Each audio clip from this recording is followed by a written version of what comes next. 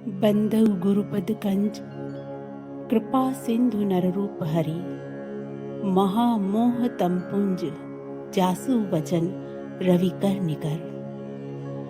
मैं वंदना करती हूँ उन गुरु महाराज जी के श्री चरण कमलों की, जो कृपा के सागर व नर रूप में श्री हरि ही हैं,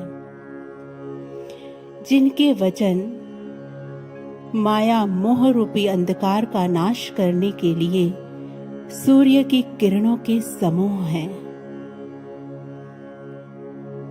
बोलिए सियावर रामचंद्र भगवान की जय, श्री सतगुरुदेव महाराज जी की जय, सच्चे दरबार की जय। गुरु भाइयों बहनों, क्या हम सभी कल्पना कर सकते थे ऐसे पवित्र शुभ विचारों से परिपूर्ण भक्ति मार्ग पर चलने वाले इस सुंदर जीवन की? परंतु इस घोर कलयुग में भी जिन्होंने हमारे जीवन को भोग से योग की तरफ मोड़ दिया, यह चमत्कार किया हमारे गुरुदेव श्री आशुतोष महाराज जी ने। हम सभी जीव इस संसार के विषयों में आकंठ डूबे पुकार रहे थे कि कोई आए और हमें मुक्ति प्रदान करे, हमें शाश्वत सुख का मार्ग दे। तब उस समय जिनके पावन कोमल और सुंदर चरण हम तक पहुंचे, वो कौन थे? हमारे गुरुदेव श्री आशुतोष महाराज जी। श्री चरण गुरु आपके हम में नया उत्साह जगाते, चरे वेती पाठ हम सबको पढ़ाते। ये गुरुदेव के श्री चरण ही हैं जो हमें उत्साहित करते हैं, निरंतर इस भक्ति मार्ग पर चलने के लिए प्रेरित करते हैं। गुरु भाइयों बहनों, केवल यह बात हम ही नहीं कह रहे, बल्कि समस्त धार्मिक ग्रंथ, शास्त्र, पुराण, वेद, इन सभी में गुरु चरणों की महिमा भरी पड़ी है।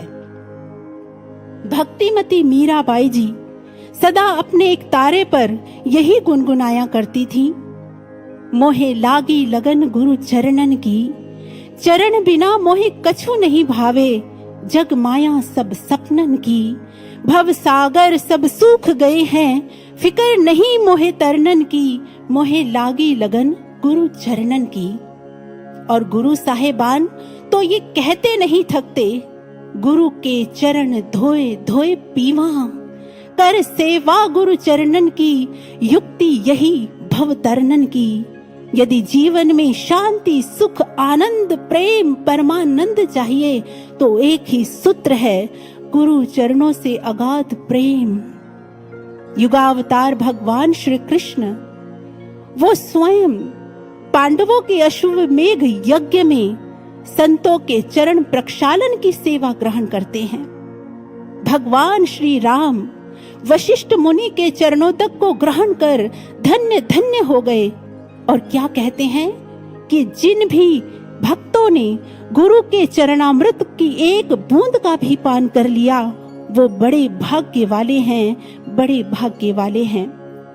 और गुरु भक्तों, श्री रामचरितमानस में भगवान शिव मां पार्वती को समझाते हुए स्पष्ट शब्दों में कह देते हैं, ते सिर कटु तुम्बरी समतूला, जो न नमत हरि गुरु पद मूला।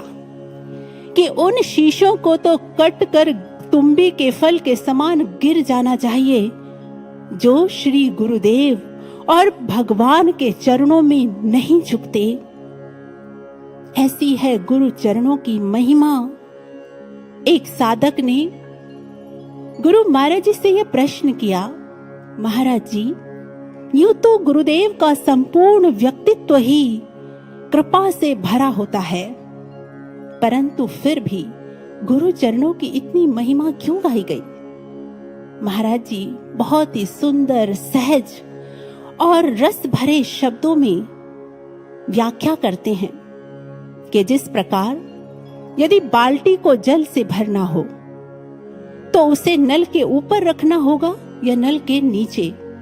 स्वाभाविक है कि नल के नीचे ही रखना होगा। इसी प्रकार यदि एक शिष्य को अपने हृदय रूपी गागर को भरना है तो फिर उसे भी गुरु के चरणों तक झुकना होगा, उसे अपने अहंकार का नाश करना होगा, विनम्र होना होगा, निमाना होना होगा। अब क्योंकि गुरु के स्वरूप में सबसे तल में चरण ही होते हैं, यही वह उत्तम स्थान है जहां एक शिष्य को अपना शीश झुकाना चाहिए और इन चरणों में ही वह सब कुछ प्राप्त कर लेता है।